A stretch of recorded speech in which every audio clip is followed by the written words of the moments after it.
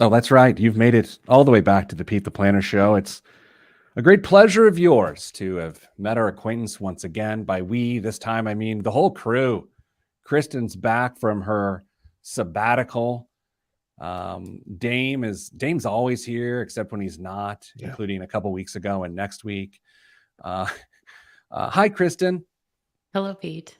It's good to see you. And of course, since this is a podcast, not a lot of other people can see you, so let me paint the picture. Kristen now has a background in her shot. She's got her new home set up, which includes a bookshelf with, I believe, a college degree and a bottle of whiskey. Is that correct? Yeah. And 2 books. There's 2 books on the bookshelf. What are the books? Freakonomics and The Success Principles. Oh, yes. Read them both. Dame has a painted buffalo behind him, maybe a bison. I don't know the specifics. And is wearing your money line shirt. All right. So we've painted the picture. Guys, this week, what's on the show? Kristen, what are we doing this week? We could talk about the book Loaded. Damien read it. I'm reading it. It's about money, psychology, and behavior. Okay. Well, that's what we're doing. Then Dame, right before we went to air here, Kristen had an idea about how does a person supposed to survive on one income to create their own household prior to the age of 30. So I think we're going to have an open discussion around that as well. Dame, you're on vacation next week? All week. All week. Staycation, gocation, what are you doing? Gocation, traveling south a little ways. Oh. Is that what they call it? No. You said staycation, so I said gocation. I will say to you all that I was in Orlando this week on business, and on the way home, we hit a storm in the plane, and it was one of those where the plane dropped by like 50 feet suddenly, and people who weren't completely buckled in gave one of those bounces. You could see some people bounce higher than others.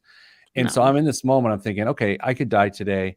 And then I got upset because I looked over and the guy next to me had his shoes and socks off. And I thought, look, I might die in a plane crash, but I don't want to die next to him. And then I felt bad because that feels dark, you know? Gross. Yeah. It was gross. He had toe jam. I think he had toe jam.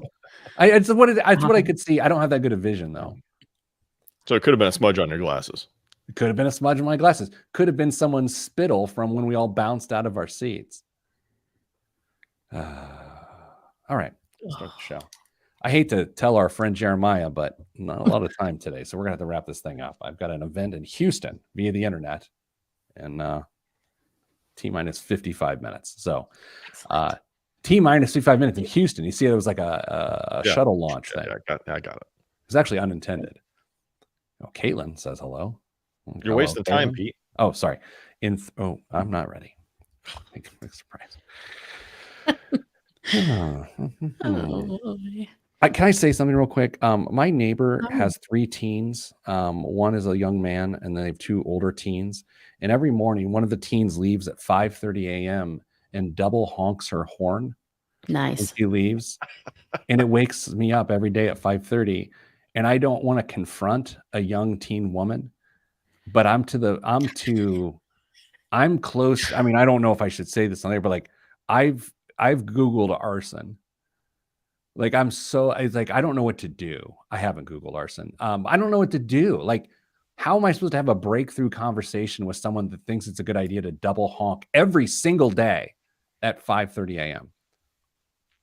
I'd talk to the parents probably instead of approaching a young woman about this. Here's one thing. I think I'll put on dark clothes and don't scare her. I was just going to approach her at night at 5:30 a.m. before she honks from a corner of darkness. And I could just say, listen, before you decide to honk your horn again, I want you to think twice. Is that a good idea? How's that different from what I told you to not do? Okay, I'm sorry. Okay, here we go. Show starts. 3, 2, 1. This week on the Pete the Planner Show, we're here to answer your money questions. Here's how the show works. You email us, askpete@petetheplanner.com. That's askpete@petetheplanner.com, and we will answer your questions. It's amazing. We don't even say, hey, call us on a Monday and we'll sell you some stuff. That's not what we do. That's not how our show works. by our, overemphasis on the O-U and R. I welcome to the show Damian Dunn. We share a namesake. We do not share a bloodline. Hello, Damian. Hello, Pete. And miscellaneous herself, Kristen Elanius, Director of Education here at Your Money Line. Hello, Kristen. Hello, Pete. Damon, I'd be remiss if I didn't mention your title because we don't want to say he just works here. Damon is the Vice President of Advice here at Your Money Line, and I'm simply the host of this show. Kristen, on the show this week, we've got a couple different topics. You are reading a book called Loaded. Dame has read the book Loaded.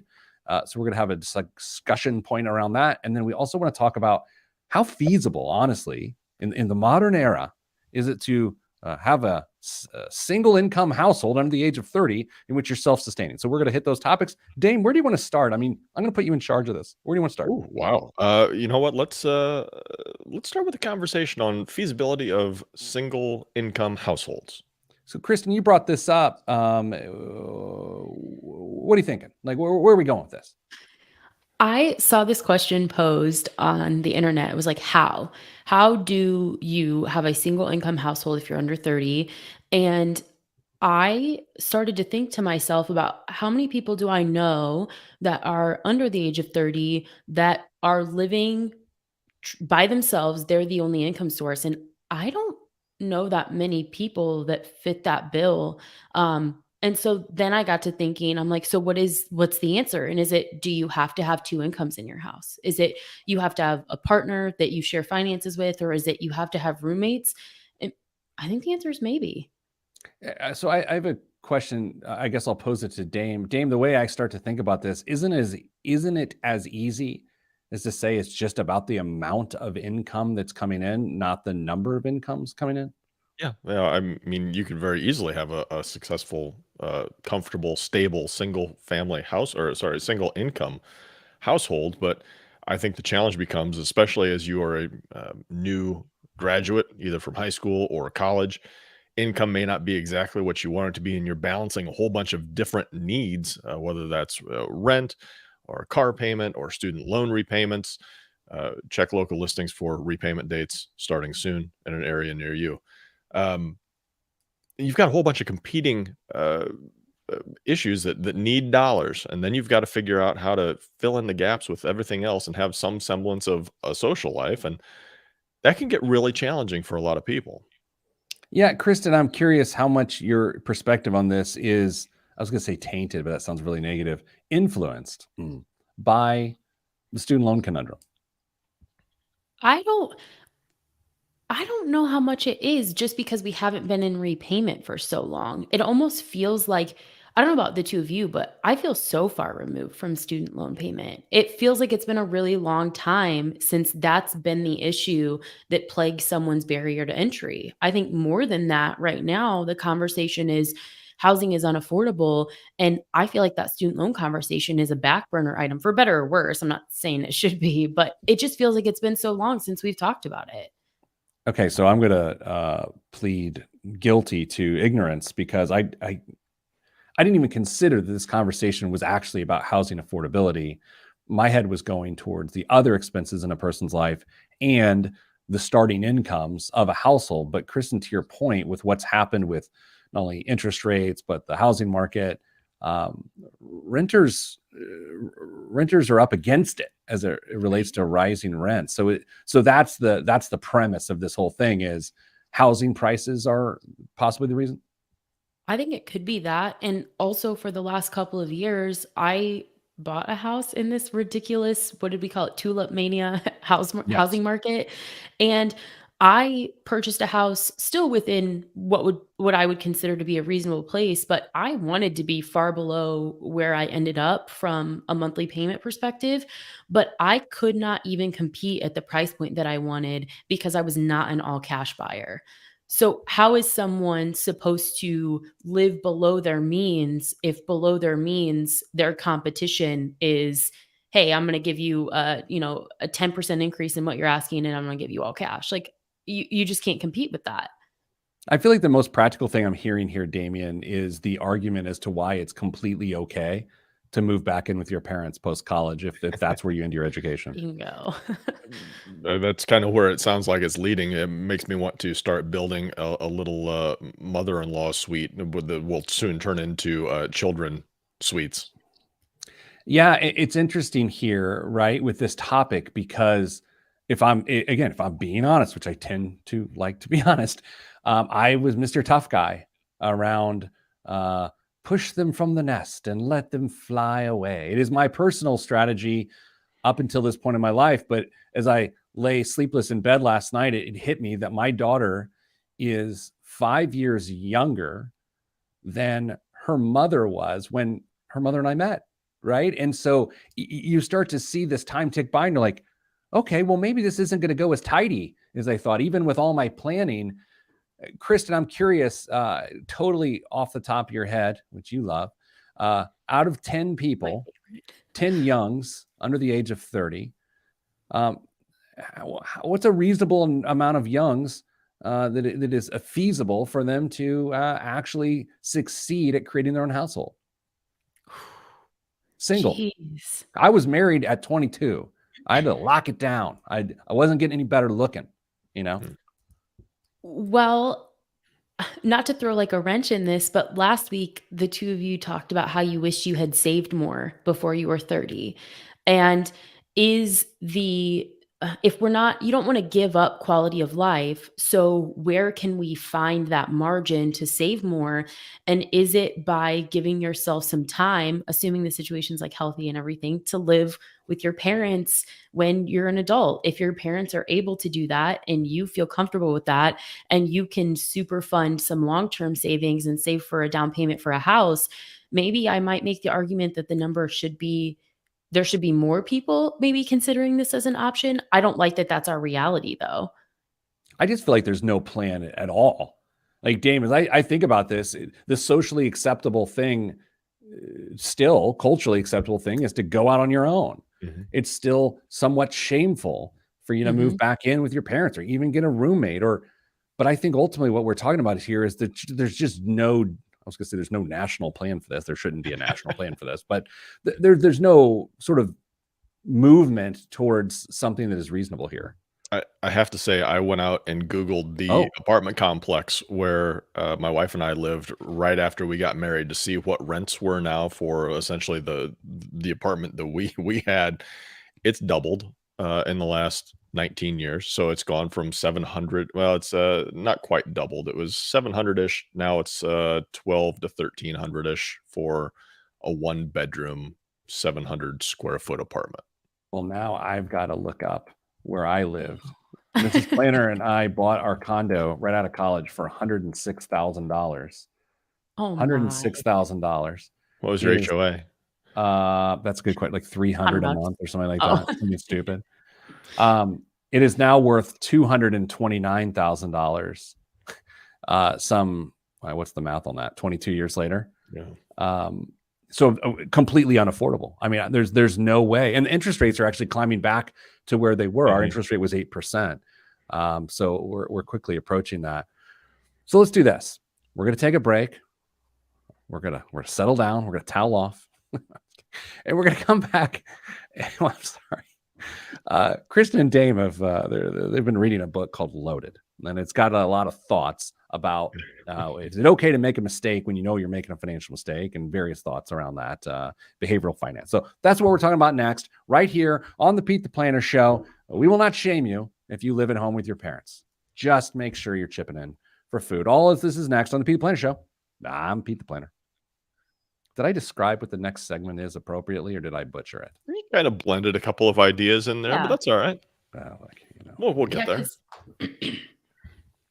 Do we want to start with the quote, or do you want to start with Dame, your question? Loaded was your suggestion to me, so you choose how you want to approach this book. I don't care. It sounds to me like Kristen's coming back from the break and just tipping us off here. I think that's what it is. No, please don't do that to me. Welcome back to the Pete the Planner Show. This is Kristen, joined by there you go. But see, Dame's out next week, so it's just you and me. What if I take ill and you've got a solo show? Oh my gosh, the miscellaneous show. Oh my No. gosh. What? What? Okay, we're gonna test that name coming back from the break. Yeah. We're changing the name of the show for the rest of the day. Okay. You need your own radio show. No. Forget podcasts. Go bigger. Go to a radio show where no one listens. Can I be a sidekick on? Can I be a sidekick on the miscellaneous show too? Yeah, you're a sidekick on the miscellaneous show. I will be. Well, sort of. I didn't get asked to participate. Right. That's sort of just like the role I'll play. Okay. Yet I will bully my way in. So, all right, miscellaneous show. I'm gonna pass it to you quickly, Christy, and then I want you to take it from there. Are we good? I guess. Well, no, I guess I don't even know. You guys did show prep. I'm just keeping the lights on, and that's saying something because the power was out at our office yesterday. So keeping on the lights on, I've failed at that too. So with that, we start a segment in 3, 2, 1. Back on the Pete the Planner Show, aka the Miscellaneous Show. Kristen Elanius, co-host of the Pete the Planner Show, and Damian Dunn join me now. Kristen, you've been reading a book called Loaded. Are you reading it for pleasure? Or are you reading it like professionally? Like how do you bridge that gap? It's probably for professional consumption, but I also enjoy reading it, and I read it in my free time. So I think that just makes me a nerd. Out of the respect of the author, Dame, I feel like we should give the author's name on the air in case people want to find it. Do either of you, by a raise of an eyebrow, have the name of the author? Yeah, Sarah Newcomb. Yeah. Sarah Newcomb. Can you spell that, please? Newcomb. Excellent. The kids had an author come to their school just yesterday, and at the dinner table, they were so excited to be in the presence of an author. Once again, I pointed out that they sit by one every day. Aww. And of course, they reminded me that no one wants to read my book. So please read Sarah Newcomb's book, Loaded. Help us understand, Kristen, the premise of this book and why it is so interesting to you, and why here on the Miscellaneous Show does it warrant a conversation. The book, like a lot of the other things that I'm passionate about, is really about money psychology and money scripts and what molds us into our feelings and thoughts about money. And I started, full disclosure, Damien's read the whole book. I have not read the whole book. But when there was something that stood out to me in the very beginning of the book, and the quote is, "If you don't pay attention to money, it will rule your life." And I kind of like sat back in my chair, and I just thought to myself, like, how true is that? And then the author goes on to say that by avoiding money, I was choosing to continue the familiar pattern of lack and financial anxiety. And I just think that there's so much to unpack there. Yeah, it's one of those things, Dame, that you have to care about so you can eventually not have to care about it. Is that the gist? Yeah, it's this weird, complex issue that we all face, and the more you care about it, the less you can care about it. Is essentially where it gets to. And once you get those behaviors and habits set up and ingrained into your daily life, then chances are it's not going to be much of an issue for you because you're going to be in a pretty stable situation. Yeah, Kristen, this feels so much to me like the way I think about credit. You have to care about it early, so then it's not a problem for you. I feel like that's the perfect manifestation for it. Yeah, I think that's totally true. And the author then continues, she goes on to unpack why. And something else she said toward the beginning of the book that I wanted to kind of get both of your anecdotal opinions on. She makes the claim that it's common-ish knowledge that wealth does not span more than 3 generations, that the first generation earns it, the second generation spends it, and then there's nothing left for the third generation. And I kind of struggled with that a little bit, I think. Well, Dame, let's put the old anecdotal test to it. What have you witnessed? That seems about right as far as I'm concerned. Yeah, it's not too far off. I think the second generation has a better shot at maintaining it. I mean, at least maintaining it, if not building it, because they have a closer tie to the origination of the wealth. But then that third generation comes by and usually doesn't have the wherewithal or the discipline to do what it takes to make that wealth, at least a significant amount of that wealth, make it to a fourth generation. And by the time the fourth generation rolls around, it's very rare for that to continue to transfer beyond that. If you're just joining us here on the Pete the Planner Show, it's a very special miscellaneous episode today. We're trying a new brand for the show. It's called the Miscellaneous Show. Kristen Alanius is one of our hosts, and she is a miss, so it's miscellaneous. It's a good joke. Kristen, it's interesting. Every time we have this type of conversation, the one we had in the previous segment, it's hard for me now not to go straight to, man, financial literacy in our country is abysmal. It's not good. It's not good. Just the myths that you see on, I know last week we were griping, or you two were griping about social media. What? No. But yes, I was away for 1 week and it turned into the old man gripe about social media show. Us? No, it couldn't have been. But like just the myths that you see on social media, and like access to knowledge is sometimes so wonderful, but can also be a hindrance because there's so much bad advice out there. But then back to this like generational thing and pulling from the book, I think that her claim is that because we don't pass on like good money psychology, that could be why wealth doesn't span generations.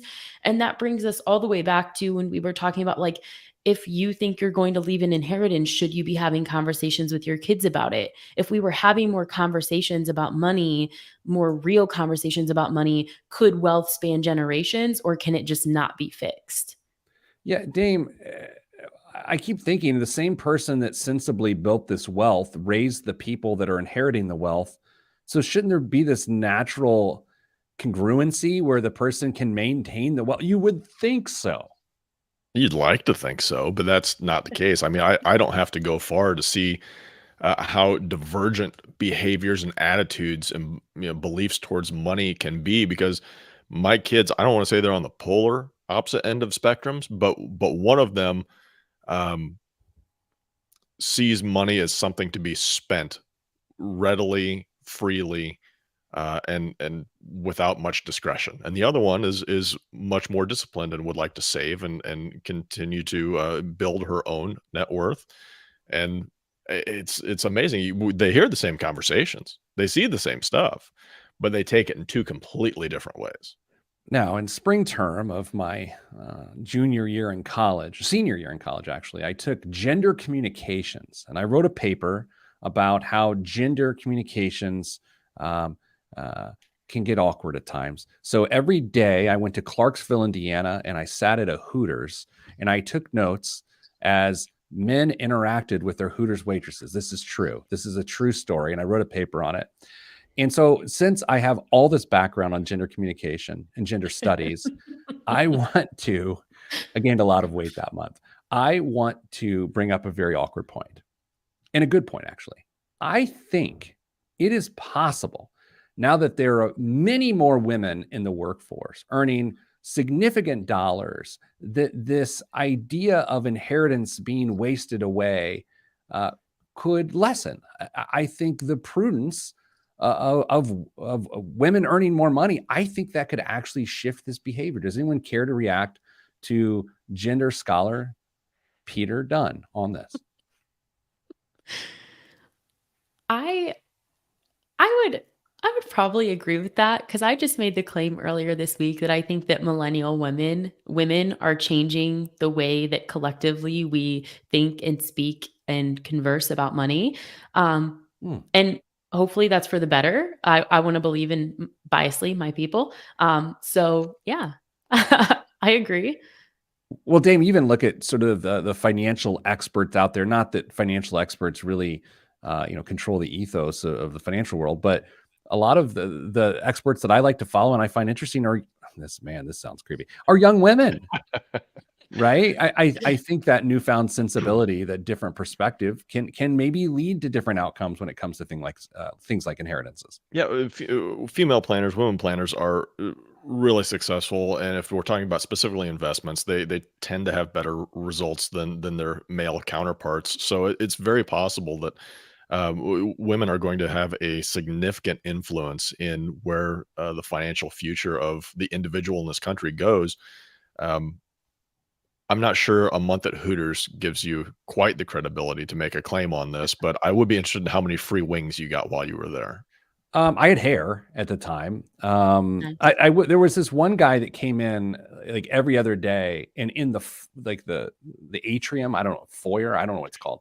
As he's going through, he would take his wedding ring off and put it in his pocket. I wrote about him. Coming up after the break, no more observations about gender, but more about money. I'm Pete the Planner. True story. The priest at my wedding, Mrs. Planner and I's wedding, told that story to the congregation, and That's nice. my wife's grandparents found that to be jarring. Jarring. That was a Mennonite joke because they did a lot of canning and jarring of fruits and vegetables. It's a stretch. No, I mean if you knew them, you'd be like, wow, that one was deep. Yeah, It was a deep cut. I think it's still a stretch. My daughter asked me, she wants me to help her with a school project in which she has to make a YouTube video. And she said, she goes, have you seen modern day YouTube videos? And I was like, yeah. In fact, I'll create one tomorrow at 10 a.m., an hour long one. And Kristen, she inadvertently threw you under the bus. She said, well, she did not by name. She goes, no, not like a boomer YouTube video, but like a modern one with memes. So, I mean, Dame and I could arguably be called boomers. Kristen, you've never been called a boomer, but now you have been. No. Oh, Ollie, you precocious little lady. Dame, donuts on spring break, or I guess it's not spring, fall break. You do some special donuts for yourself? I don't know. Maybe. I don't know. I owe you a dozen based on Kristen cheating and probably letting you know she was watching the show 2 weeks ago when she was on staycation. Well, we're splitting them. I mean, she's going to get 6 and I'm going to get 6. Hey, guys, I'm not going to be on the show. I think October 14th, maybe. So I think we're going to do a best of, or I might just turn the keys over the castle to you two peoples. We can discuss further. Oh, we shall discuss. All right. Is there enough meat on the bone left of Loaded, especially as it relates to mistakes that are, they're mistakes? Like, we can do that, right? Yeah. I mean, the question that I had was, is a financial mistake always a mistake? And the example was someone buys a house they objectively can't afford, but they end up walking away with I like that. 50 grand in equity after 18 months because of a ridiculous housing market. All right. Can you just bring us back? Yeah, sure. Okay. Yeah, you give me a little head nod, a little touch of your nose, and then we'll be ready to go. Okay, looks like a yes. It's a baseball thing. It's a baseball thing. I'd give you the indicator first, and then that. Yeah, that's right. Okay, in 3, 2, 1. Back on the Pete the Planner show. This is Damian Dunn, Vice President of Advice at Your Moneyline, joined with Peter Dunn, CEO of Your Moneyline. Oh, hey, Pete. It's a little much. Hi, right, how are you? I don't. We keep titles out of this for me. I think it gets awkward. You've earned that title. Come on. No. Thank you very much. Just call me the Planner, and who's actually not a financial planner anymore, which is the great irony of this whole darn thing. Yeah. And I've already screwed this up because it's actually welcome back to the miscellaneous show. Yeah, joined by Kristen Elanius, Director of Education at Your Moneyline. Kristen, a thought occurred to me earlier this week. And that thought was, is a financial mistake always a mistake? Here's something for you to chew on. If someone buys a house that they objectively can't afford, but they turn around and sell it 18-ish months later, the last 18 months, and they walk away with $50,000 of equity, was that mistake still a mistake? I do not. I think Pete likes this question. I don't like this question. I don't, because the first place that my mind goes to is, what did you sacrifice in the interim to be able to afford something that wasn't objectively affordable? So were you contributing less to retirement? Was your mental health in jeopardy because you maybe felt like you couldn't make those payments? You might feel in the end that it was worth it, but for those 18 months, what did you sacrifice? Yeah, Dame, here's where I would go with this. And I can't believe I'm saying this. Isn't it just a calculated risk? No. I mean, isn't it? I would note sometimes people take terrible calculated risks. Like they calculate the risk, but I think they underestimate the risk and they still come out on top. But ultimately, it still is just a calculated risk. That's where I ended up with it. Actually, Really? this morning was, is it nothing more than just a horribly calculated risk at that point? But I, yeah, because I'm thinking about my example, buying a house that you objectively can't afford. If you know you can't afford it going into it, but you're going to try and take advantage of a housing market, then it's a risk, right? And that is, it's not necessarily it's only a mistake if it doesn't work out at that Yeah. point. It's a risk, and I'm wondering how many other things that we could find in somebody's financial life that might fall into a potential category like Oh, this. I like this because my first thought was I try to put a everyday life metaphor. And Kristen, I thought, okay, well, let's say I'm texting and driving. Isn't that some level of a calculated risk other than the fact that there's no payoff, right? So what is interesting about a financial calculated risk is that theoretically there is a great payday that comes of it. So, uh, Kristen, let's say you don't buy term life insurance, and the term and life insurance you didn't buy would have covered you for 20 years. You didn't die within the 20 years. And it was a calculated risk because you're like, well, I don't plan on dying, like people love to say when they don't want to buy life insurance. Was that a mistake? Well, hopefully, if you decide not to do something like that, it's because you've weighed a need. Like, just because you decide to not do something, it could just be because there isn't a need there. Like, I full disclosure, like, I don't have any intention of buying additional life insurance. There's no need there. Like, no one is financially dependent on me except for my dogs. Sorry, Caitlin. So, I mean, I just she would get my dogs in the event that something happened to me. But like, I don't know that I would call that a calculated risk. I think it would be that I determined there wasn't a need. I think there's a difference.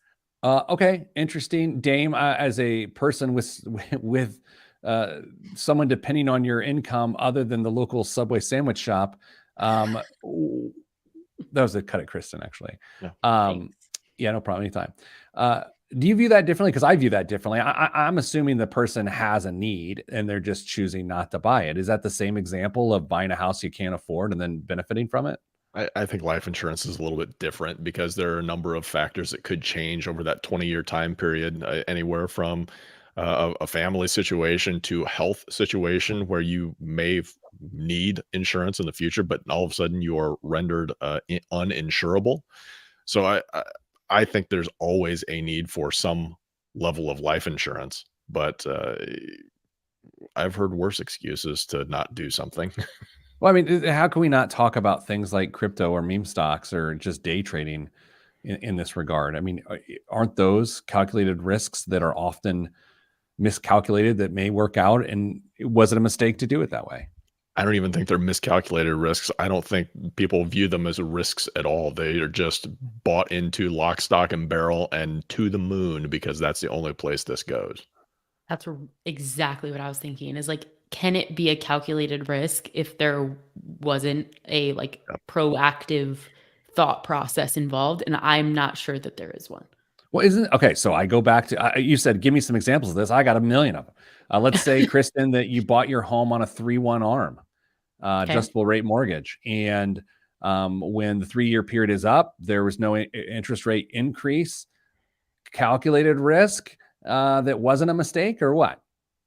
I would more be on the side of that's a calculated risk because I would assume that you would have to sit down with your lender and say, these are your options. If this happens, this is your financial reality. There has to be some level of objective affordability across the board. I think that's a calculated risk. Dame, you see that differently? Not really, because your plans could be wildly different. Maybe you're not sure you're going to stay in that house and you're going to potentially move across the country. And so you don't necessarily want to lock into a higher interest rate. So you go with a 3-1 or a 5-1 or whatever it may be. And then you reevaluate at that point once you've know what your plans are a little bit better. You know what's interesting, Dame, is we had our topic last week. One of our topics was regret. And when you start to classify something as a mistake, it's pretty interesting, right? Because you can say that was a mistake, I won't do it again, or you can say that was a mistake, it ruined my life, I can't get over this mentally. Kristen, as we sort of began to discover this idea and this topic today of if you take a calculated risk, it pays off. Was it a mistake? What's the other side of this look like, where you get burned on a calculated risk? How much should you learn from it versus how much should you dwell in it? Well, I think that you have to dwell just a little bit, because I think that if we don't feel the impacts of the decisions we make, they don't carry as much weight. But you have to find a way to say that the other reality too is that you're likely never going to be able to replicate that same financial decision exactly as you did. Your income could be different, your household size could be different. We could be at a different place from a global economics perspective. Like, it's very unlikely that you will find yourself in the exact same position, or that you could have known exactly where you sat when we consider all those factors too. So you have to give yourself a little bit of grace as well. Yeah, Dame, as we put a bow on this here today, and again, we talked about regret last week. Um, I have no problem viewing my past decisions that didn't work out as a mistake, and I hate to be the failure champion here. I think sometimes it's okay. I mean, isn't that the whole point of this conversation? Sometimes a mistake it's okay. It's like, yeah, I wouldn't have done it that way again if I had a chance to do it over, but I don't think it has to get so hardcore and binary as that was a mistake or that wasn't a mistake. No, I mean, we ideally learn from other people's mistakes, but we're bound to make them ourselves. And as long as you're learning from them, fantastic. Hopefully, it doesn't absolutely scorch your earth and you're able to recover from it. But I think the other part is we're so reluctant to show any sign of failure and call anything a mistake that's going to drive our view and perspective of some of these decisions we make. As Rochelle says in the live stream right now, every decision is time bound. Boy, is that not true and applicable to every single area of our lives, including my decision to have a second bowl of chili last night. All right. Well, no, it just seemed like too much food. And I was trying to wrap up the segment and it sort of fell on an absence of laughter. Let's move on. All right. Coming up after the break, you guys froze me out on that on purpose, and I don't appreciate it. Coming up after the break with that fake laughter, biggest waste of money of the week and the news right here on the Pete the Planner Show. Yeah, I'm Pete the Planner. You guys, I have something I need to admit to you that may explain this entire show. Mm-hmm. Damien has a hint to this based on the first email he received from me this morning. I woke up at midnight last night after going to bed at 10 and I couldn't go back to sleep. So I've been up since midnight just working. So I'm a little I don't have the brain capacity that I might normally have. I wasn't even sleeping yet. Well, no. Well, look, I'm not one of the youngs. You're out watching those modern YouTube videos. Where's Miguel to save you? Well, here's the thing. To get some work done in the middle of the night, around 2 a.m., I made a pot of coffee and I started drinking coffee. Then I had a coffee meeting this morning at 8. So if I have any more coffee, I may collapse on the field of the 13-year-old girls soccer game I'm coaching tonight at 6 p.m. Okay. Yeah, I always tell people within our organization, please do not send emails at ridiculous times. Like, it sets a weird tone. And yet I'm firing off executive emails at 4 a.m. this morning. So. You know you can schedule those to send, right? Yeah, I didn't want to figure that out at 4 a.m. But you know what? I will say this. I can write really well at that hour of the day, which is a good thing. No one cares about any of this. Let's move on. Biggest waste of money of the week. I actually found one while we were talking here. I was listening. Don't get me wrong. No. Okay, so I need to share it. You guys say something witty while I pull this up here. I love it when he does that. The pressure to just come up with something witty. I need a list of dad jokes that I can just say when he needs to step away for a moment. That'd be fabulous. I don't think you guys understand the number of times when someone says, "Oh, you're a comedian, tell me a joke." And like, no comedian just has a joke loaded up, ready to go, especially a former comedian. It wasn't even that funny. I had one of the steps in a job that I had prior to joining your illustrious organization, it included a interview with a psychologist. And at one point, he leans across the table and goes, "Tell me something funny." Ooh. Ooh. And I just started laughing. I just started laughing at him. I think that's the only reaction you could have. Yeah, I was Could like, walk out. that's impossible. Dame, I you remember that story I promised to tell you that I said I wouldn't tell you on the air? Oh, are you going to tell me on the air? I'm going to tell you on the air, but I'm going to alter it a little bit so that I can tell it on the air. Okay. I was in an Uber in Orlando. Sorry, Kristen, I'll change that view. Thank you. I was in an Uber in Orlando on I don't know what day, Tuesday maybe. And I'm going to my hotel, and the driver, very friendly man. I don't think his accent, he had an accent to suggest that maybe he wasn't domestically born here, or he certainly was raised in a community that has an accent, which I think plays into the story a little bit, just from a cultural standpoint. So we're riding along. He's listening to some great music, and his phone rings, and the caller ID pops up on the dash so I can see it. And it says, baby number one is the actual caller ID. It says baby number one. And so it's a woman on speakerphone who picks up, who's has a similar accent, and she's pregnant. She's telling him about how things are not going well. And he said, I'm not going to do the accent because that seems incredibly offensive. He said, you have a terrible attitude. And as Zig Ziglar says, tough times don't last, but tough people do. And then she said several choice words, both in English with an accent and then another language. I didn't know the profanity in that language, but I could sense the profanity in that language. And she said, you know what? Forget you and forget your Zig Ziglar. And then hung up. And then he just shook his head and he said, she needs to read more. And I was like, this is the strangest moment of my life, sir. And 5 stars. 5 stars. I was just going to ask, did you give him 2 stars? 5 stars for that for this content on the radio? Are you kidding me? Yikes. You get some of the best interactions. I mean, the hotel bar story from a few years ago. I don't know. It just happens around me. The Zig Ziglar. I mean, I tried to take something away from that, is that if I was ever talking to a woman who was with child, I would not quote self-help books to her. That's my takeaway. Yeah. Probably not the move. Yeah. Yeah. And of course, the question that everyone is wondering is, was there a caller ID that said baby number 2? There had to be, because there'd be a number 1. You have to have a number 2. Unless it was his first and he's just really happy about it. And he's just, number well, with an attitude like that, there's not going to be a second with her. 2. Yeah. Oh my gosh. Okay. Damn, I'm actually feel better that I told you that story on the air, because I could leave out a lot of the details.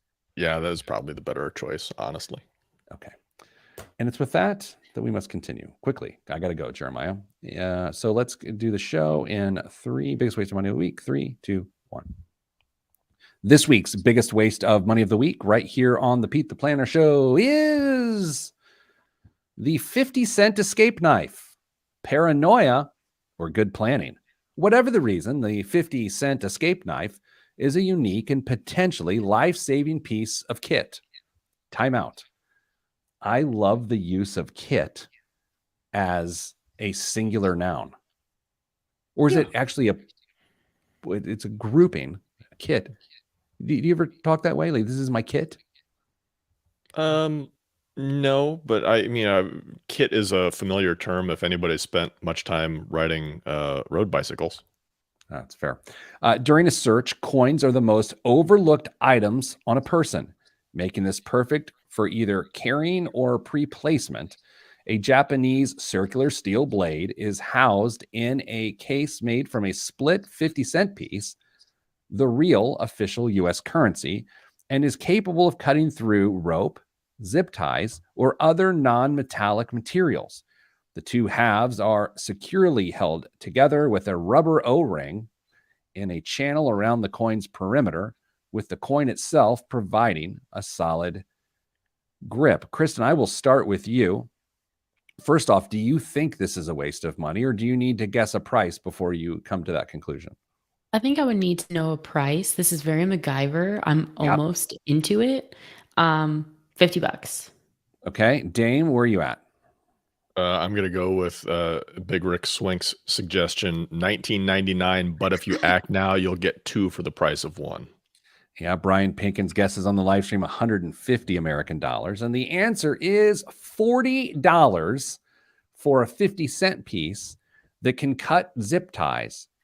Dame, this begs the question before we get to the news. Have you ever been zip tied? No comment.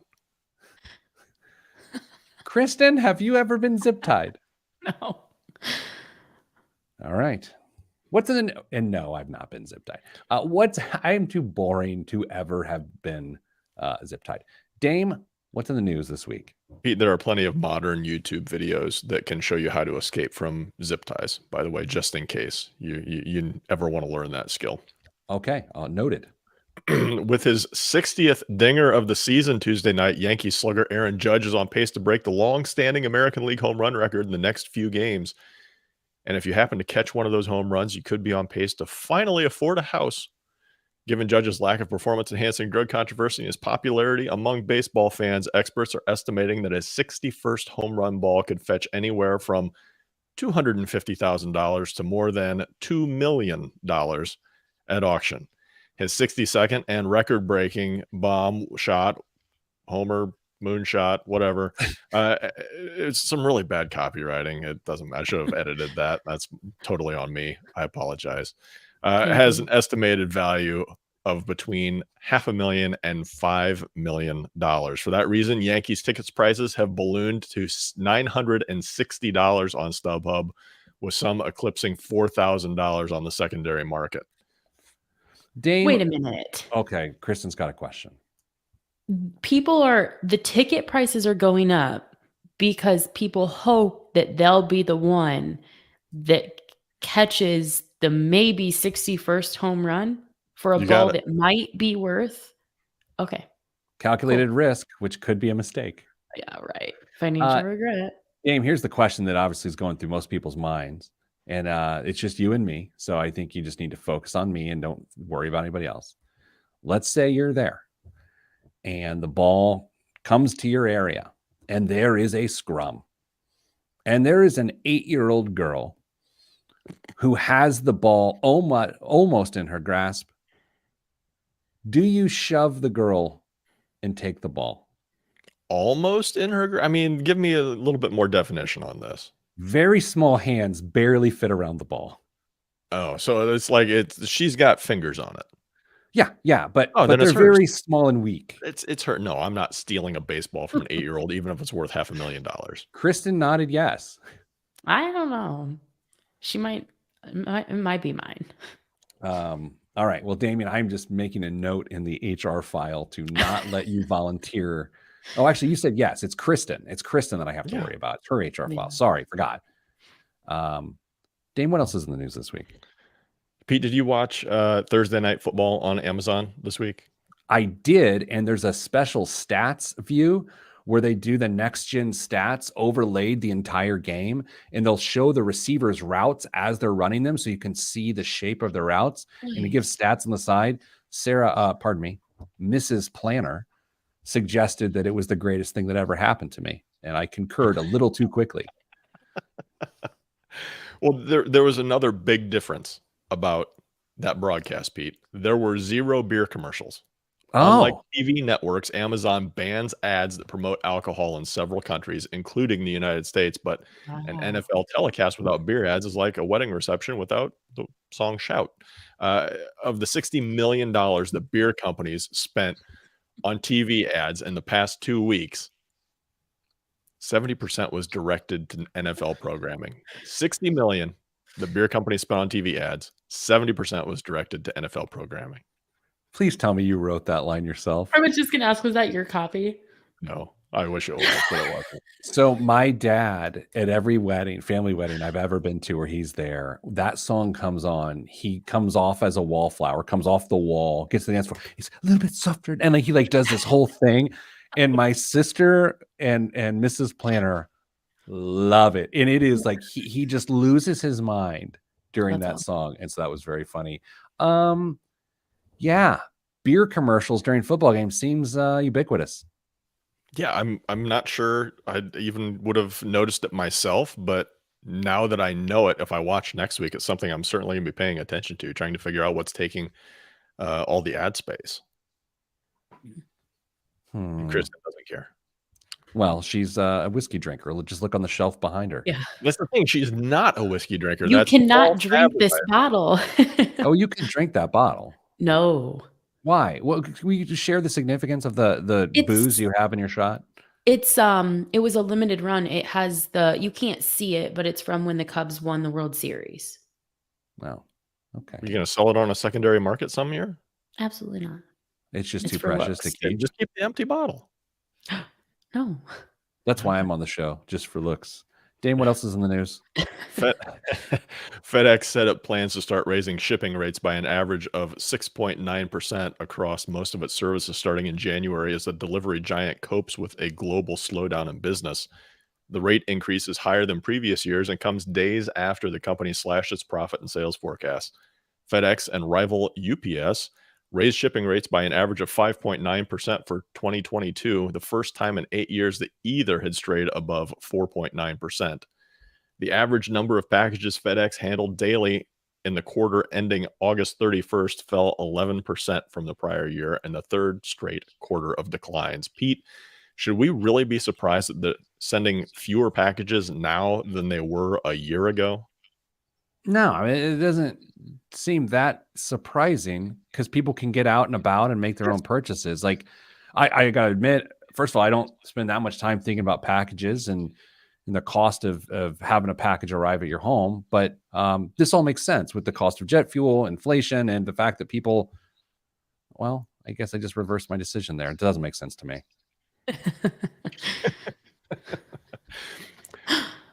Yeah. So I don't know how to feel about it. I know Costco's killing it. Their revenue went up 15% over the prior Jeez. year. I mean, they're doing okay. So it's feast or famine, it seems like, in the markets these days.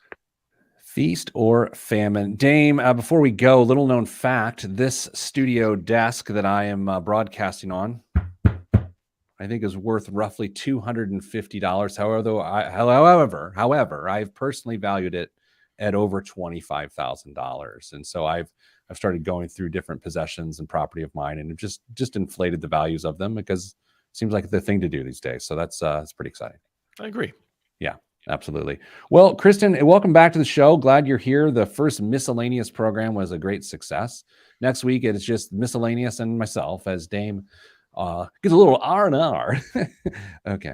Sending good vibes because good vibes are all that's in the budget. I'm Pete the Planner. This is the Pete the Planner show. Okay, everybody. Dame? Yeah. You want to say anything before you go? Because you're not going to see the people for 2 weeks. Well, the people aren't going to see you, I guess. Be kind and take care of someone. Oh, it's lovely. Kristen, you can't beat that. Do you want to say something worse than that? Yep, there it is. No. Okay. All right. I got to go. I'm needed in Houston, Texas via fiber internet. So best of luck with your lives. Both my co-hosts and those listening, stay getting money.